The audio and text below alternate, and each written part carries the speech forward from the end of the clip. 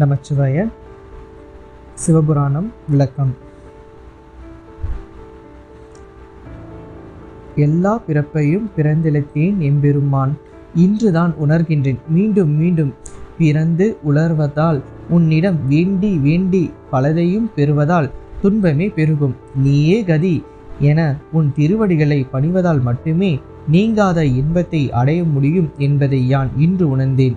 உன் திருவடிகளை பணிந்து திருவடி நிழலை வீடு பெற்றை அடைந்தேன் என்கின்றார்.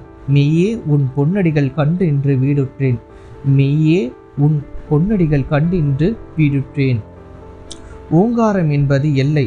பிறவி என்னும் சூழலின் எல்லையாக அமையும் பிரணவமே ஓங்காரம் ஆகும். இயக்கம் இருக்குமிடமெல்லாம் நாதம் இருக்கும். இயங்காத நிலையில் நாதம் இருக்காது. பிரணவம் நாதத்தின் எல்லை, நாதாந்தம் ஆகும்.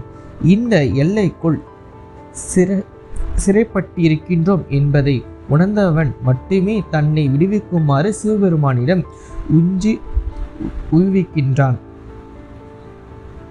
இதையே ஓங்காரமாக வந்து என் உள்ளத்திலே நின்று உண்மையை உணர்த்தி தன்னை விடுவித்த மெய்யவனே, உய்ய என் உள்ளத்துள் ஓங்காரமாய் நின்ற மெய்யா. ஆணவம், கண்மம், மாயை முதலான இருள் மலங்களால் பற்றி கொள்ளப்படாதவனே விமலா.